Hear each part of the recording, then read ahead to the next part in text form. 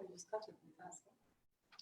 That's what he expects. It's the fourth series, and we're hoping to do another 30. Next time I'll come with enough room. We have enough. All these things behind us are us. Yes. I see. Actually, we've done the one. Yeah. Okay, good evening, members. Good evening, ladies and gentlemen. Thank you for joining us yet to our fourth series of the virtual whiskey tasting.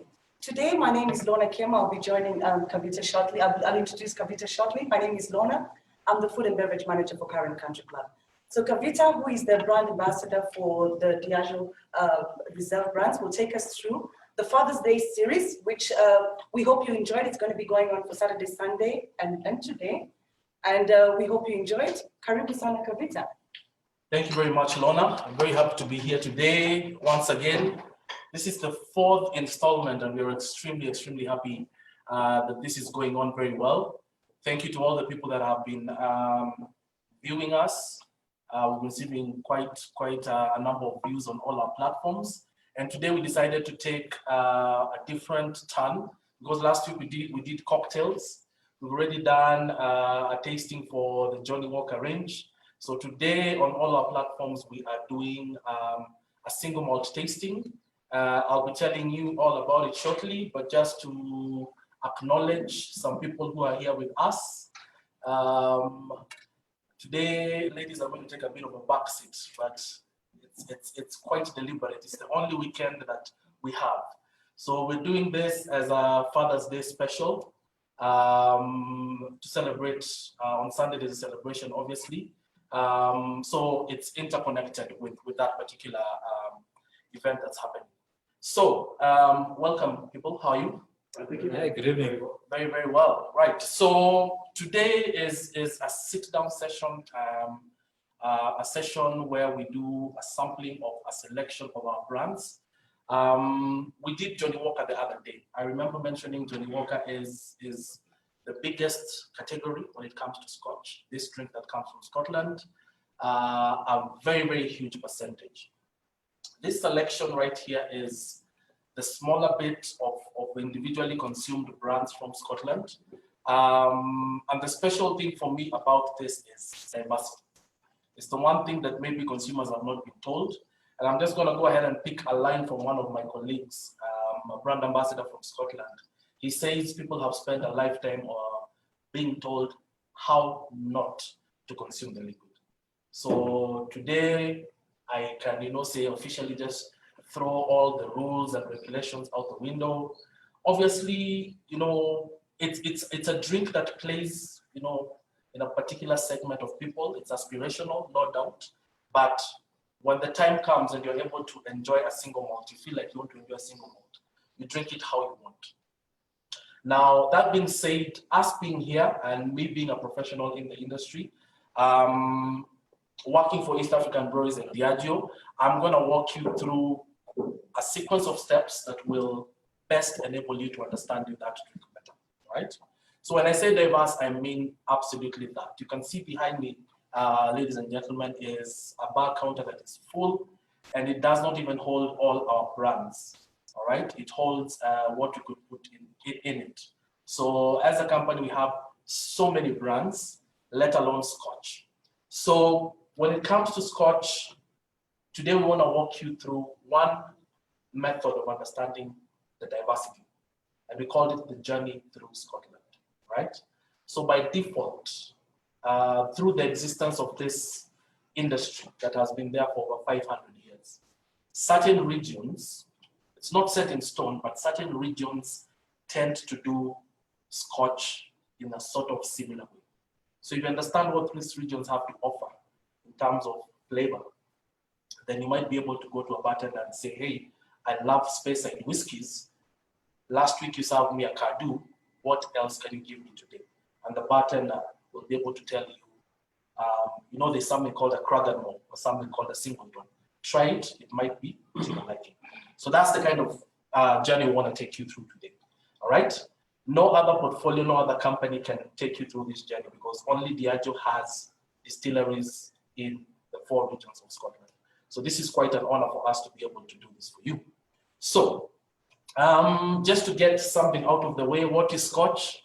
It's definitely made in Scotland by law, has to be made in Scotland. Single malt, the word single comes from one distillery.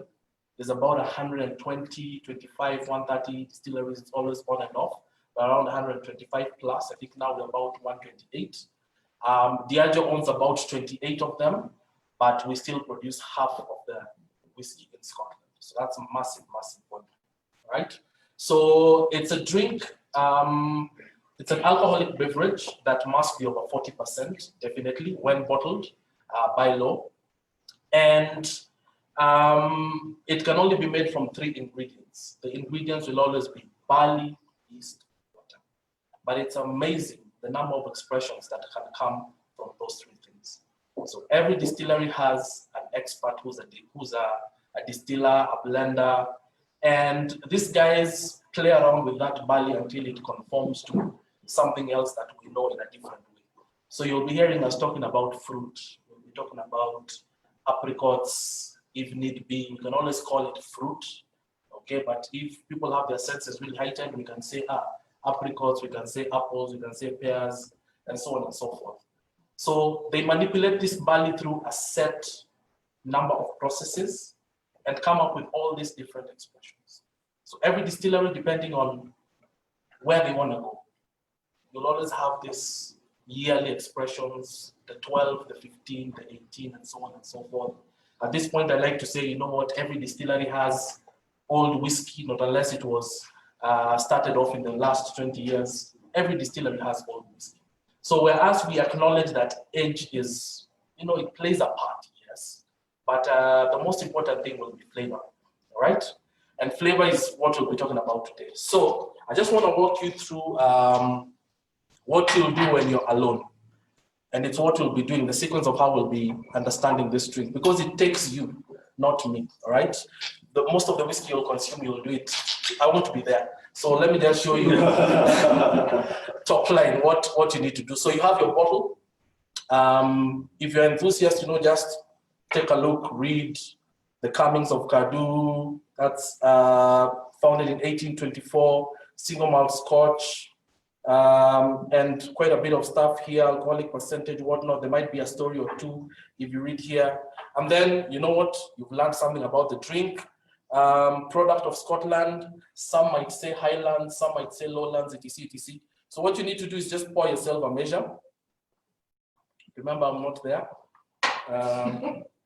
Do pour it to your preferred level, but always keep it below a double. And then, you know, colors will matter. So it's single malts. I can tell you a thing about colors. Today we have scotches that have been matured in bourbon cask. So the last process in whiskey making is putting it in a barrel for a minimum of 3 years and 1 day. It goes in as a clear liquid. It comes out as a liquid that has a golden color. It could be intense, it could not. It could be light gold like this, and it comes out with a different flavor, etc, etc. That's how flavor is created in the world of Scotch. No artificial flavorings, it's all natural processes, right? So if it's a light gold, like you can see today, it's definitely bourbon cask. It's going to present with certain flavors and aromas. So what you need to do is just nose it. I like to tell people there's technology today. You can always go to the website and, you know, just let it guide you a bit, and then just smell that. So this is what we'll be doing. We'll be smelling like this. Appreciate all that, and then we'll take a small sip. You can always take another one if you want. Just to assert that flavor. Remember, it's an alcoholic beverage. There might be a bit of heat in there, might be a bit of fire. It's the alcohol in there. So the next thing I tell people to do is just add a bit of water. And a bit of water is that. Okay, so you just need to start with as little as you can, and then you can add as much as you want later. So you smell again. Notice that it's not as intense as it was the first time. Smell that. It's very easy now. You can even bring the glass to your nose like this. Take that aroma in. You'll notice it's a bit more expressive. It's giving you much more than it was in its bottle strength state. And then give it a taste. Simple, appreciate it for what it is, and then do you. Like how do you want it from now on? Make a personal decision. I want some ice, I want more water, I can't enjoy it this way, I want a mixer. Oh no, I don't prefer this bottle as much as I'll finish it. I prefer the one that I had last week. It's all personal decisions, right? So that's what we'll be doing today with all this form. Good. So let's start this journey. They're numbered, yeah? There's number 1, 2, 3, 4. So it's sort of a guide, yeah? Okay. So now we are at number 1.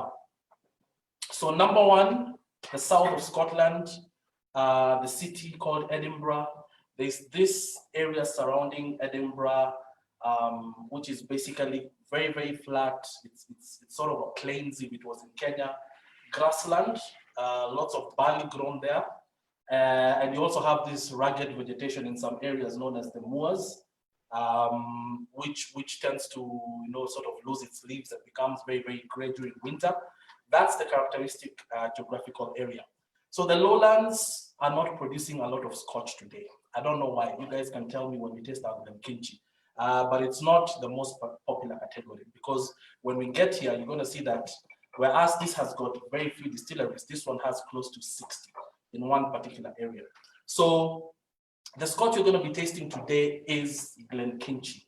All right, so Glenkinchie, from an overall perspective, Scotch from this area is known as, from a flavor perspective, you can say it's light and floral. Okay, so these are descriptors coined by the whiskey industry. It's light and floral. What do I mean when we say light? It means, obviously, when we get to rich, you'll see the difference. It won't give you much. There's something, but not as much as the others. Okay, so why don't we prove that by having a bit of a nose in here? So this is Glenkinchie, the 12-year-old, right? Light gold in color. I've been to this distillery. This is where I actually did my first course in whiskey. And they had at their disposal very many bourbon casks. So this one has been made from bourbon. I need you guys to think of a bourbon and think of the liquid put in that barrel will definitely come out with that character. So you'll always have aromatics in the form of vanilla. There'll be sweetness in there, whether it's honey, something of the sort. But a whiskey like this has what we call distillery character, all right? Not influenced so much by the barrel, or at least something was left. So you're going to get this light spirit, think of, right? A bubble. So have a nose. Smell it out from as far out as possible. And yes, indeed, it's not giving you much, okay? And that will come to life when you compare it with the others, right? So that's the nosing, very, very light. Reminds you of, you guys will resonate with this, freshly cut grass. So Saturday morning, you're out there trying to tee off, isn't it? Exactly, there you are. Yeah. All right, some people talk about apple, a fresh apple, when you're biting into it, all right? Some vegetal smells coming through. So you want to have a taste?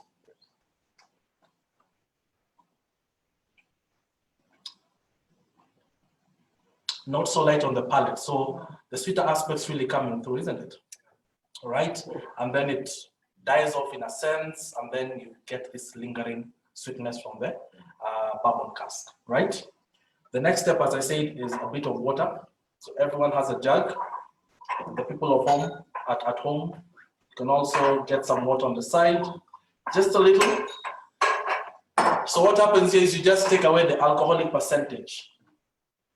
And whatever the bottle strength was with the water, it becomes lower. So you're now playing in your 20s, 20-something. So when that happens, the alcoholic nature has been reduced, and it's now flavors and aromas that come to life, right? So knows that grass thing I was talking about comes to life, that fresh apple, and then everything else tends to take a back seat, yeah? But it's still there, a bit of sweetness. Then you can taste.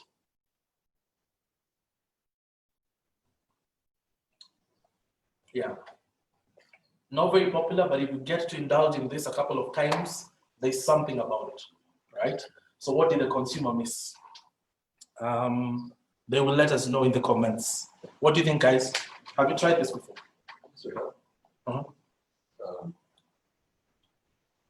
It's, as you say,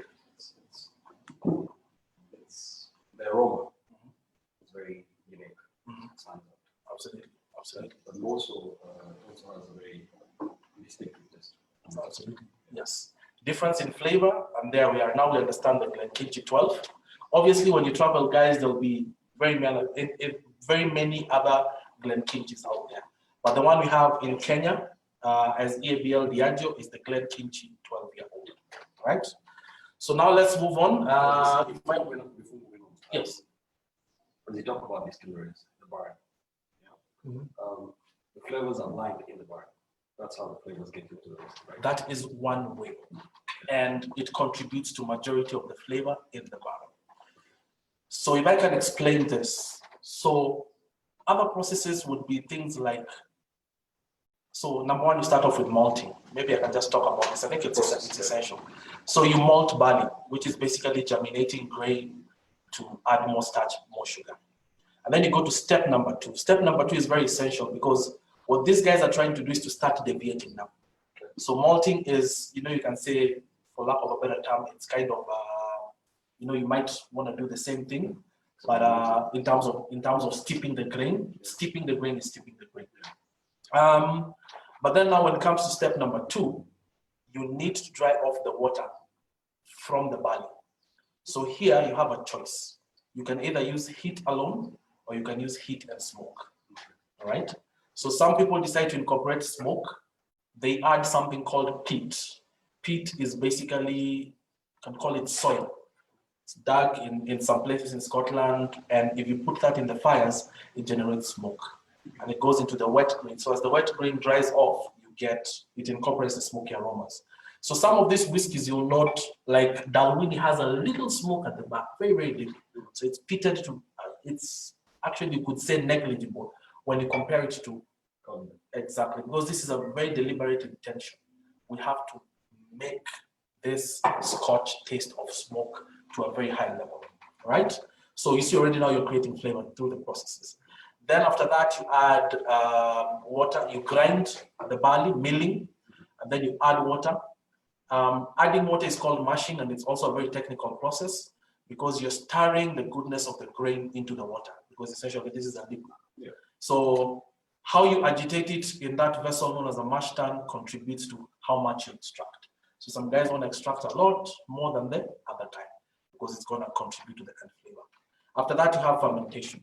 So fermentation, that process is speed based to get more liquid. Exactly, it's time based. So I will mash I'm going to extract for X amount of time as opposed to the other guy who does X amount of time. All right. Same as fermentation. So you decide, I want to do, so basically you can say short fermentations versus long fermentations. So when you do short fermentations, you get light and floral whiskeys like you have right now. Because the fermentation didn't yield so much in terms of flavor. When you do long fermentations, you get very richer style whiskeys, right? Like your singletons, etc. They definitely put in a couple of hours more than the other guys, all right? So you see now you're already building up flavor. Everybody now is just doing their own secret thing that the other guy will not know. So we'll be told 72 hours, but you know what happened during those 72 hours, right? It's trade secrets, and these guys will never give them up just like that. And then you go on to distilling. It also matters. Size of vessel, shape of vessel, the amount of liquid you put in the still, all these things contribute to a different end product. And then in the end, where most of the flavors come from is the barrel. So just like you said, the flavor is in there, definitely. So you have high proof alcohol coming from the stills, right? Because it's not what you have here, it's a bit more alcoholic. And alcohol extracts. If you put something in it, I like to tell people, let's say you're having a vodka on the rocks and you put a lemon in and you remove it after some time, the vodka will still taste of the lemon. So it's the same thing. So this alcohol in the barrel tends to extract. So what flavors did the bourbon cask bring? Definitely has some flavors from that. What flavors did the sherry cask bring? All right? So, and so on and so forth. So everyone does their little thing, different end product. Within the area where the whiskey is produced, or the Scotch is produced, like you say it's a flatland, right? in places where you have, the water that runs through rocks, the lower point is getting different from the higher point. Does this also affect the taste? So this becomes quite technical. The water in Scotland generally has a low pH. Because when we get here, I'll tell you about the water source for this, and we just went to that river and just had sips. So Scotland is very cold. It's rainy. There's just water flowing from all these places. So what I'll say is this, is that the distilleries do not want to take a risk and change the water they are using. So they have sort of maintained the water sources from whatever year. Like Glenkimchi, I can tell you for free, the water source is the same to date. So you don't want to risk because you might get a different end product. But in general, the water in Scotland has a low pH. Yeah. I don't know if we did it in Kenya, we might get some funny things with sediments. Yeah. Exactly. Right. Alex. Yes. I was going to ask you just to remind the audience. Last time when we were doing the blended, you said the year of the number, 12, 15, but I guess on the single malt, it's different. So this is definite. So you see in the blend, you had many components in one bottle. Yes. And this was definitely one of them. Yeah. So that in the blend, you mentioned the youngest. Yes, of those. Yeah. All right. So this are also mixed up to some extent, but it is whiskey from the same distillery. It's either this whiskey spent 12 years in the barrel, or the youngest of the Glenkinchis to go in is 12 years. Yes. So 12 denotes youngest, right? Good. So let's go through the journey once again. And now we're going up to a very higher altitude, an extremely cold place known as the Highlands. So it's quite desolate as you drive to those places if you've been, and you can just see hills. And sometimes if it's just after winter's kind of taken every plant that was there, and you can see streams of water flowing from the hills up there. One of the distilleries in this place, which is known as the Highlands, is this distillery known as Dalwhinnie. All right, so it's a very, very decent place to go to. I've also had the pleasure to go to this one. You can even hear the music as you walk along. It's quite pretty.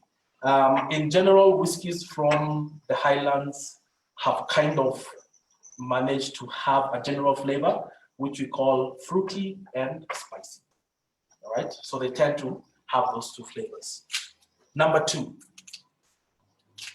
you can, sort of cleanse your palate a bit, just wash it off with some water.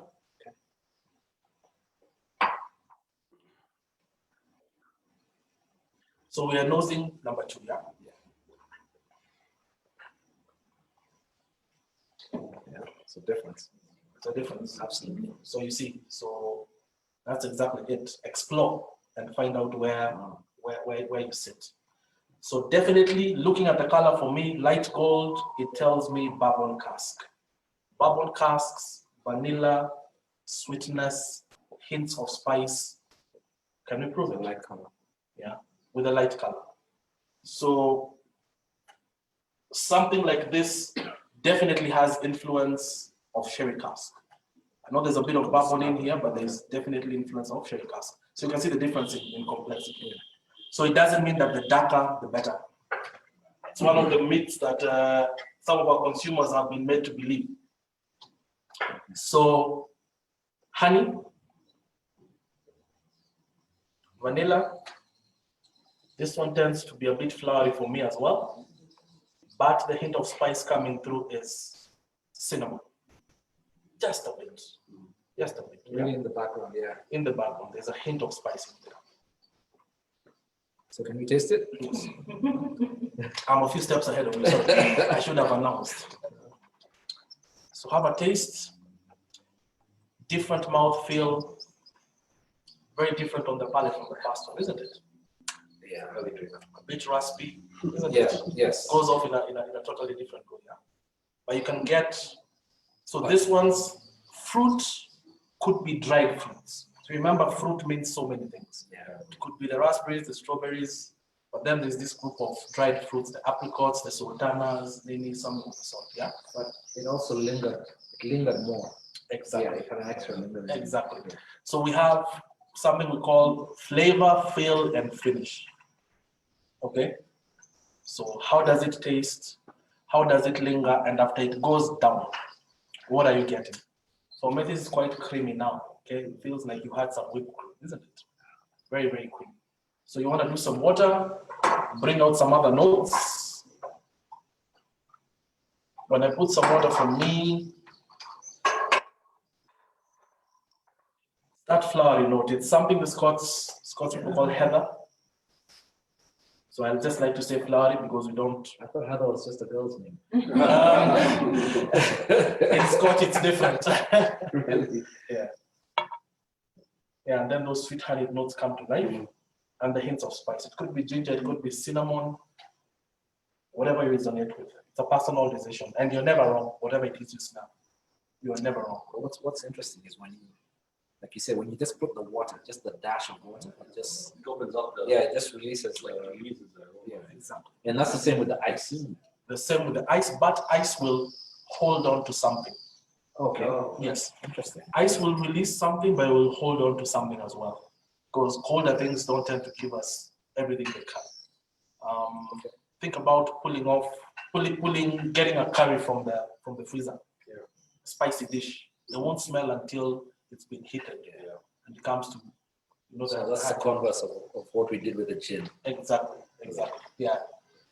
So for this, you need to open it up. But I find some whiskeys, for me, they need ice because they could be very intense, and you need to sort of reduce that and just bring out what you want or whatever is appealing to you. I saw when we did was it the 18 year, the reserve? Yes, the Johnny Walker 18. Yeah. And the blue for you. When we put the ice in it, it Yes. just And the gold reserve. the gold reserve. Yes, and I mentioned that. Yeah. So for me now, gold reserve is one of those that I'll drink on the rocks. Yeah. Because it tends to present better. Yeah, it did. For me. Yeah. Can we see the bottle for this again? Yes, please. It's a short start bottle. Yeah, you like it? It's really nice. I'm sure this drink is very popular with ladies. It is, but even gentlemen. So this on the rocks is quite nice. Yeah, but the sweeter after notes, which is why I think it's already appealing to you. The sweeter after notes tend to resonate with the ladies.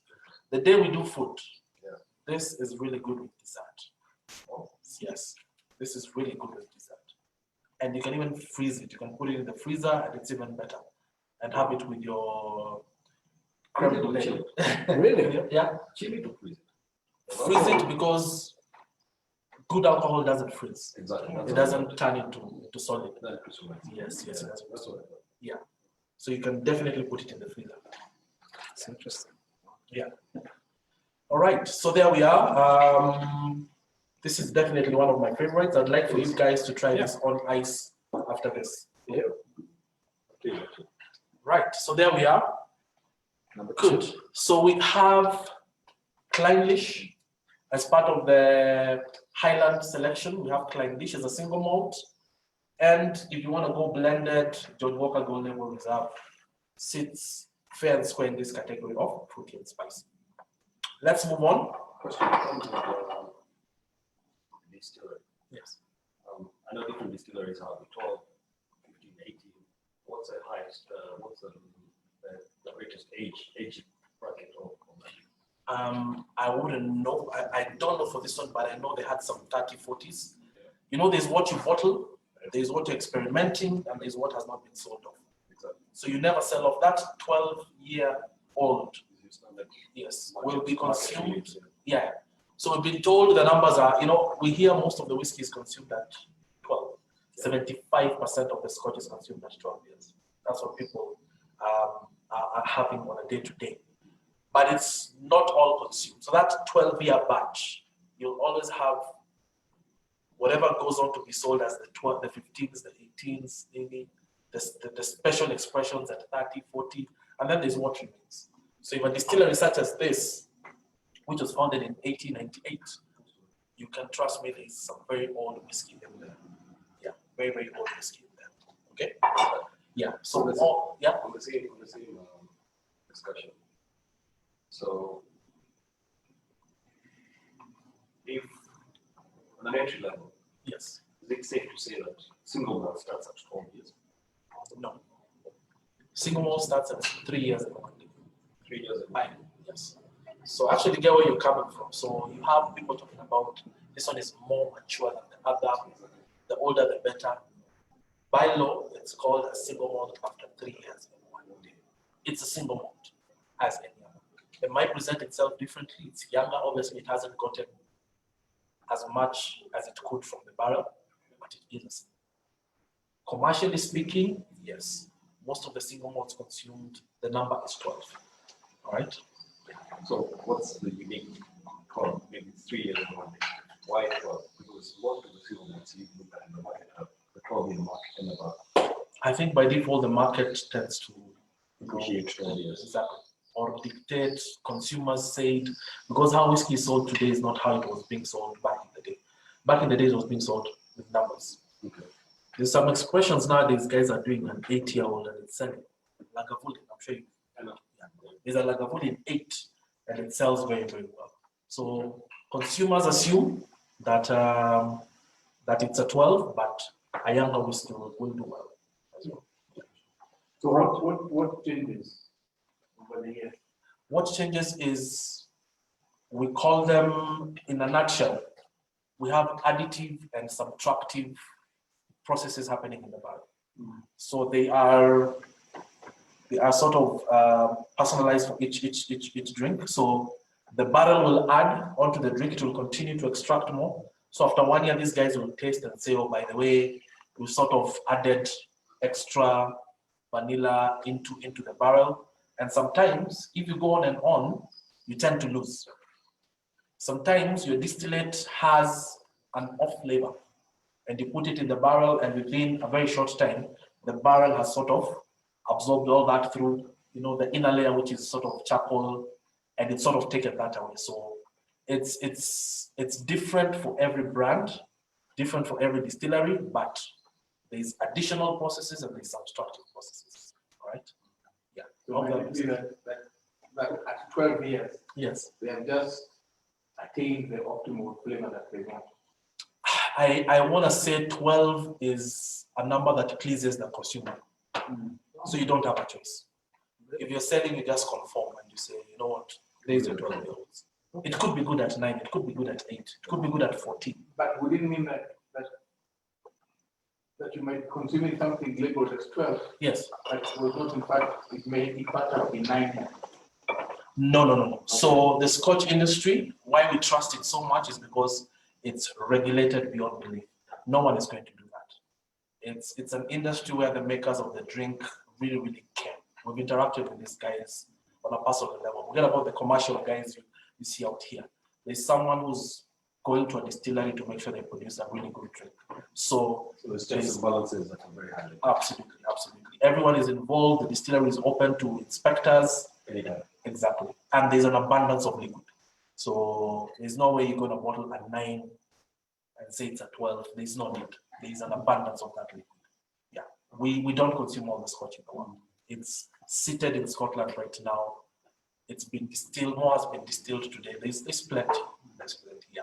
And single malt Mhm. really just means it is just one sort of one. Let me answer it for you. It is Yeah. from one distillery. From one distillery. Yes. So Glenkinchie didn't get help from outside. They did their thing in-house, barley yeast, water, ran it from step 1 to the end. That is what a single malt is. So distinguish that with a blend. Distinguish that with a blend. Johnny Walker is a mix of single malts and grain whiskies to achieve a distinct flavor. So the it has component, nothing to do with the distillery. I'm trying to understand. it has nothing to do with the distillery. Okay, so why is that? So a single malt, you say come from one distillery. One distillery. Does that mean that it is one Stock. one stock, one variety of barley? Is that No. it is- So now barley does not matter. Mhm. The barley does not matter. The source of water does not matter. All these things that we've been programmed to assume are what a single malt is get that out of the way. A company like Diageo has single sources for the barley. So the same barley could go into The Johnny Walker and the rest. to two single malts or more. Okay, because that's business. You have to consolidate that to some point at some point. So it's never the barley. We know for a fact that some whiskeys were marketed barley from I don't know where. Today it's not. You can get your barley from anywhere. All right. As long as you do your processes under one roof, you have made single malt. Okay. When we're making Johnny Walker, we don't consider the distillation, the fermentation. No, it's a totally different process. You're getting whiskey from barrels, mixing it up to achieve flavor. So what a blender does, as simple as it sounds, but it's very complicated, is get ready-made single malts and grain whiskeys and mixes them. That's what blending is. Yeah. So, and it could very well be from the same distillery. It could be. So I said Diageo owns, it could be. You can make a blend from, but you have to have at least a single malt and a grain whiskey to make something like Johnny Walker Ready Label, right? But the supply is there for Johnny Walker. It's massive. I say we own half of this whiskey in Scotland. So in terms of resource, it's there in plenty. Yeah. Question.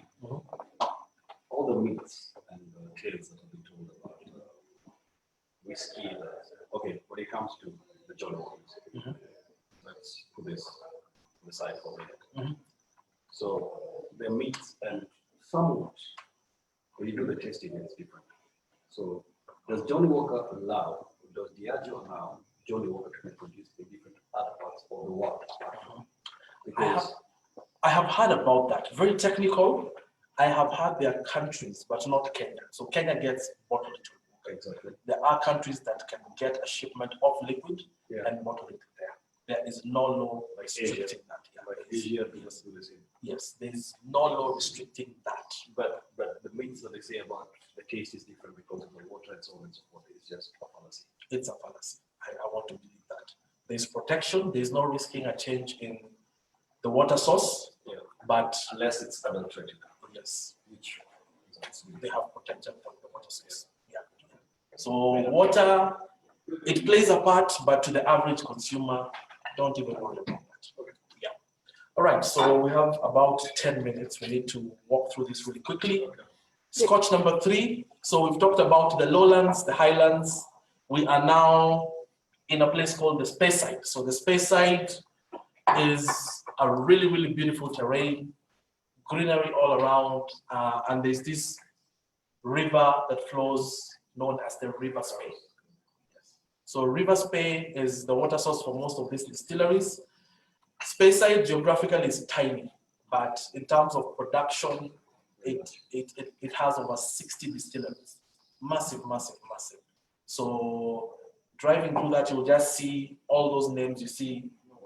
Oh, that is that distillery, that is that distillery. They're sort of lined up together. Exactly. So one of our Speyside scotches is single malts is Cardu. Yes. So I've been waiting Cardu, for this one. yeah. I've been waiting for this We're one. waiting for this one. Yes. So Cardu is quite pleasant from a general perspective. You want to have this as they are considered to be called rich and balanced by the professionals. So they pack a bit more flavor. You can say it's a direct opposite of this. While this was not giving you a lot from the onset, this ones will give you quite a bit.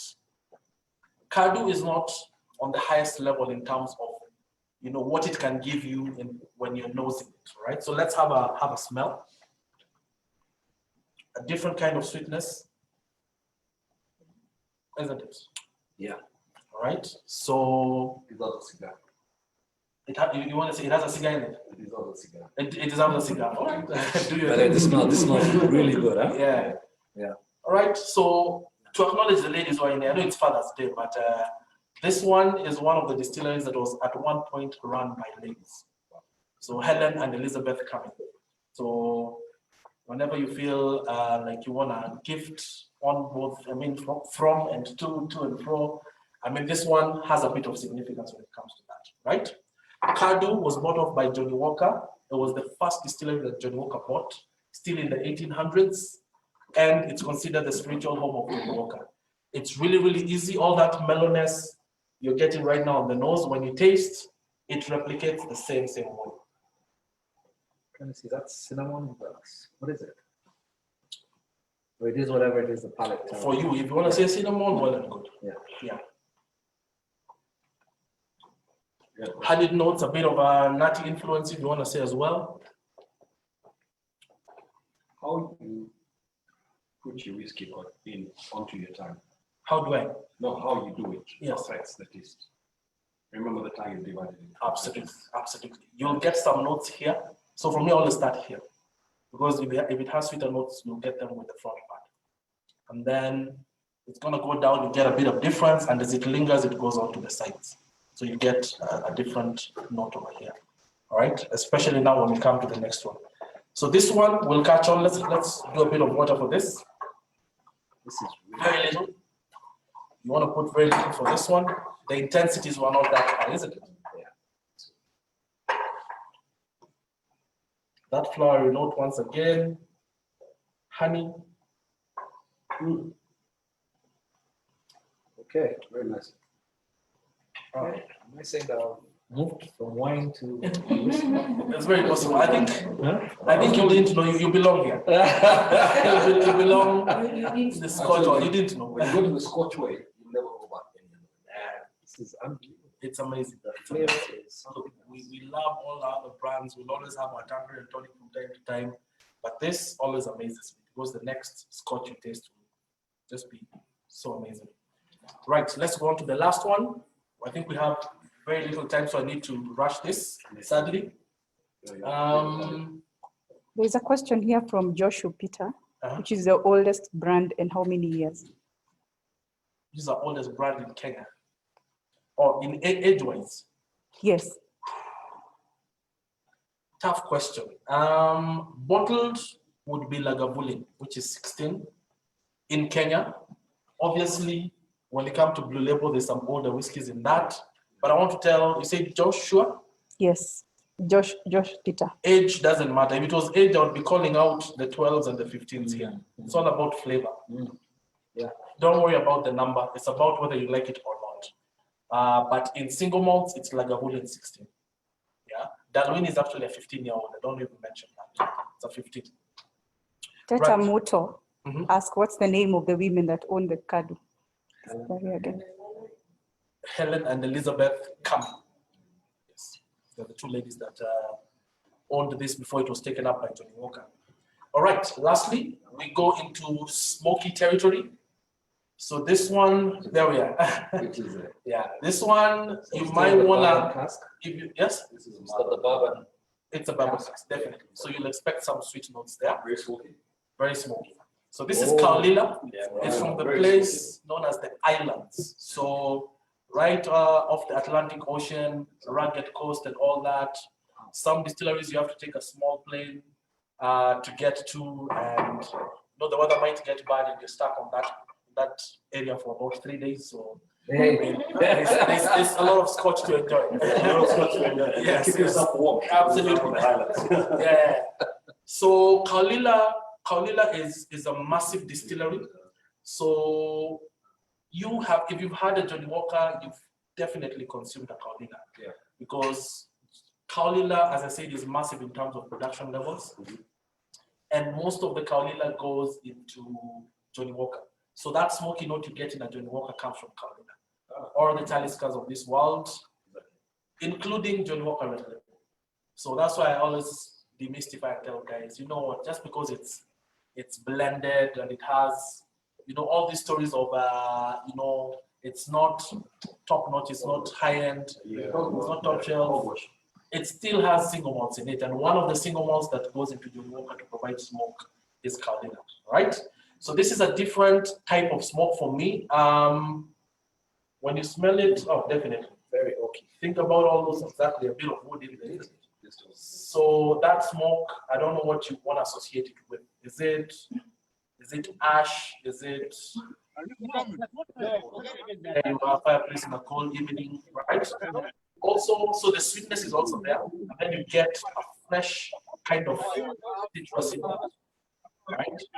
Something that would remind you of lemons, some herbs that you see. All right, have a taste. So this is nothing like the others. So Absolutely. yeah. It's very smooth. Actually, smoky, but when it hits the palate, very smooth. Yeah. That smooth is It's amazing. yes. Wow. It's what we call an oily palate. Ah. Yes. So it's kind of oily. You'll feel like you're having a really oily sort of dish, maybe some salad with an olive oil dressing, some of the sort. Mellows out, right? So there we are. I think based on time, because we only had 1 hour for Instagram, I think we need to end this, and we can have exactly another session, and we're still here, and it's Father's Day weekend. What do you expect? We'll definitely be indulging in a bottle here, right? Well, So- let's give a hand to Alex. Thank you. Wish you could have done more, but there we are. The journey through Scotland. If you go and ask your bartender at the store, what's my next island style whiskey? If that's your category, if that's what you've fallen for, you'll definitely get something that resonates to what you've tasted today. Yes. Talisker and Kavila, Yes. similar taste. Similar taste. So this one's a deliberate intention at stage number 2 to incorporate more smoke into the grain. It's not the barrel. It's the smoke from the smoking smoke. process. Yes. I think, Alex, if you can maybe to the audience, Yes. just demystify the issue of mixers and your palate. Okay. Maybe, Yes. Maybe that can. Definitely. So as I said, this is for a learning experience. This is what we do. If you feel you need to complement your drink with a soft drink, like a Coca-Cola or a ginger ale, be my guest. Whoever told you that it's spoiling the whiskey, we are the makers of the whiskey, we're telling you it's not. And we're actually saying you will be complementing the drink, okay? One of the best mixers by research is ginger ale, right? So what you wanna do is just get a double, lots of ice, ginger ale in a glass such as this, and you have achieved a perfect mix. It's gonna taste different with brand X and brand Y, and so on and so on. It's a journey. Continue testing and experimenting, and you'll find, you know, out of 3 experiments, I love one, all right? Yeah, so yes, feel free to mix it. We're working with bartenders, we're doing a lot of cocktails and all that. This is flavor, it can be complemented. Yes, it can be complemented. We don't eat our Wagyu beef raw. It's put on a skillet and it's fried and you add some other things, right? Yeah, so Wagyu is also prestigious, right? Good, so thank you guys. I think we have to sign off. In case of anything, any questions, please feel free to reach out to us in the DMs. You're getting a 15% discount all weekend from the normal bottle prices for current country club. So I think all fathers must get something this weekend. Okay? Orders in. Yeah? Orders are in. Orders are in. Awesome. All right, so we'll have to end it there. Okay, thank you very much, Kavita. I hope viewers and members, you've learned something. We've learned something. We've gone through the journey of the single malts. If you have any questions or anything to ask, kindly get in touch with ourselves at the club or Kavita. We are always here every Friday. We shall be doing the virtual whiskey tasting. This is our 4th series, like I said. So we're going into the 5th. So today, Father's Day, we have something special for the fathers. So don't tune out. Please stay tuned. We're going to be doing a live virtual disco with our in-house DJ Frank, who is coming in right after this. So gentlemen, ladies, members, please stay tuned from now up to 9. We'll be taking you on to the 80s. So happy Father's Day to everyone. And just to remind us that we have followed all the protocols set by the Ministry of Health, and we are during this pandemic time. But thank you so much, Kavita. See you next time, same place. Yes. Please stay tuned. It's the disco night with the DJ Frank. Cheers. Cheers. Cheers. Cheers. Oh, well done, Alex.